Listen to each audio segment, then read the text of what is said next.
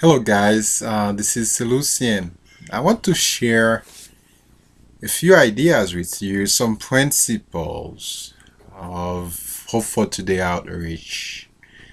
Our vision statement is based on five biblical principles and mandates that reflects God's character and active engagement in the human drama, and also the overarching message of the Bible. We believe God is most glorified in us when we love intentionally, serve and give sacrificially, and share the good news of Christ intentionally with all people. The first principle is based on the notion of God's righteousness and heart for justice. In Psalm 146, verses 7 to 9, it says, God upholds the cause of the oppressed and gives food to the hungry. The Lord sets prisoners free. The Lord gives sight to the blind. The Lord lifts up those who are bowed down. The Lord loves the righteous. The Lord watches over the foreigner and sustains the fatherless and the widow. But he frustrates the ways of the wicked. Our second principle is based on the notion that care for the hungry and the afflicted is a public demonstration of living out the justice of God.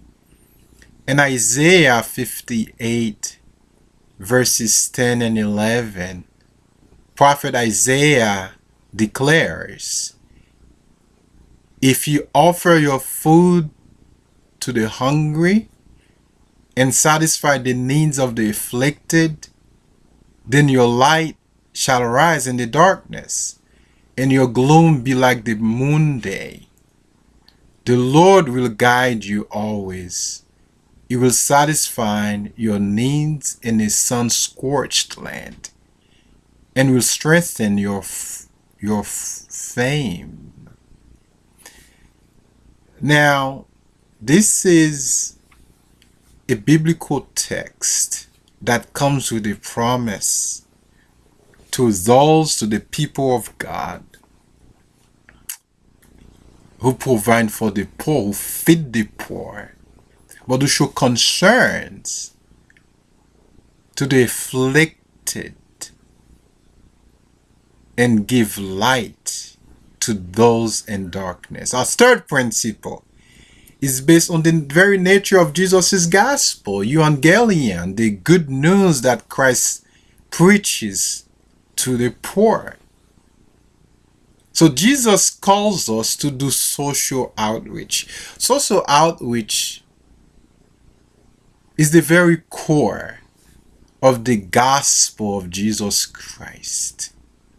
In fact, the gospel comes with social responsibility. Christians and followers of Christ are called to be active agents of social transformation. In Matthew 25, verses 35 and 36, Jesus himself says, for I was hungry, you gave me food. I was thirsty, and you gave me drink. I was a stranger. You welcomed me. I was naked, and you clothed me. I was sick, and you visited me. I was in prison, you came to me. Notice here, the verbs are in past tense. Was, gave, was, naked, cloth, again was the and came, visited me, welcomed me. So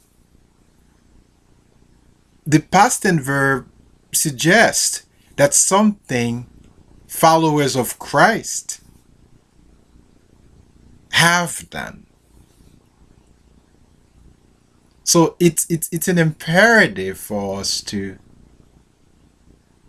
give food and to give a drink to those who are athirst, and to welcome the stranger,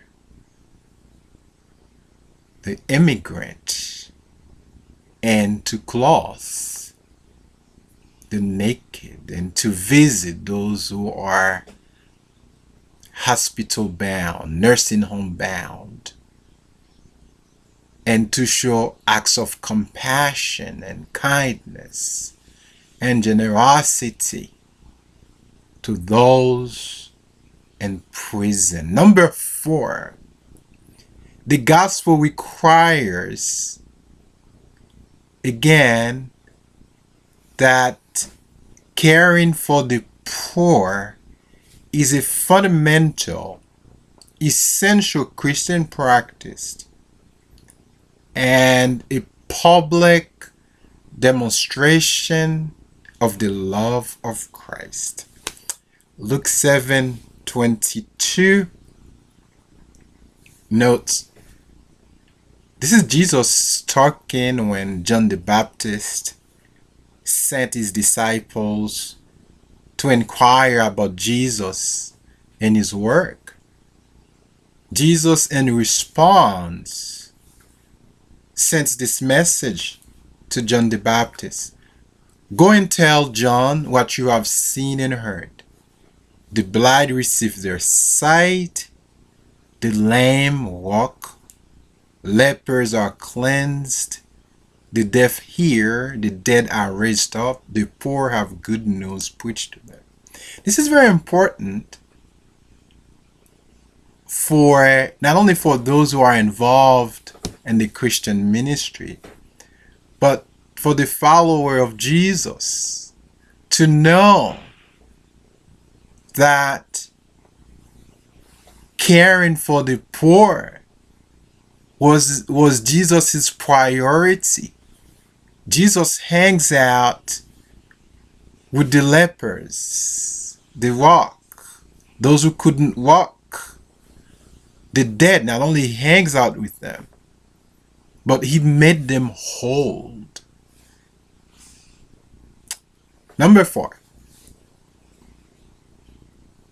there's this imperative of faith and action, putting the Christian faith in action, applying that spiritual faith into concrete, practical, everyday experience. In James 2 verses 14 through 17, James, writing to the Jewish Christians living in the Jewish diaspora, wrote these words: what good is it, the brothers and sisters, if you say you have faith but don't show it by your actions? Can that kind of faith save anyone? Suppose you see a brother or sister who has no food or clothing, and you say, goodbye and have a good day, stay warm and eat well. But then you don't give that person any food or any clothing.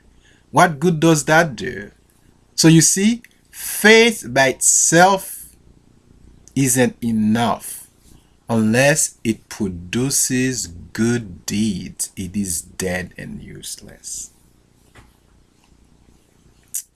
So it's Christian hypocrisy to pray for someone who is in need when you can extend your hand and provide that comfort to that person.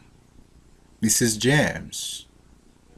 So real faith, genuine faith, is practical faith. It is faith that saves people, that brings wholeness. It's the faith that contributes to the comprehensive restoration of the person.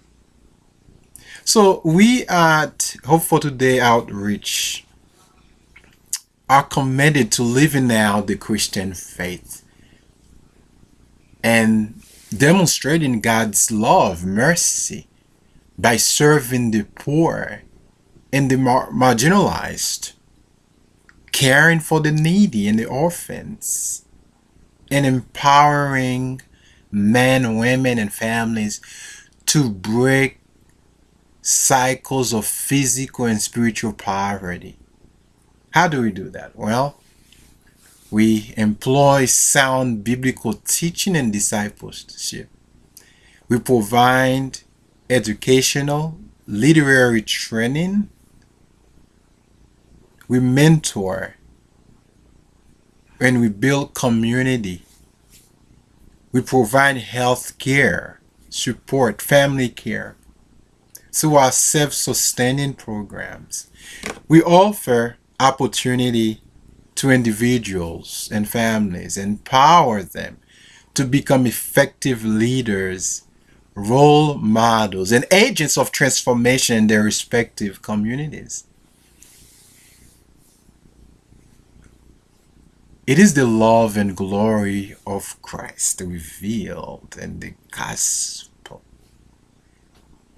It is what serves as the vehicle that gives us motivation to remember the poor, as Paul says in Galatians 2:10, and to show acts of kindness and compassion and to walk in solidarity with the hungry, the oppressed. Our goal is to help these individuals realize that they are created in God's image and that they matter to God by restoring their self-worth and human dignity. Hope for Today Outreach is committed to fostering a life of sustaining hope and holistic development. Thank you.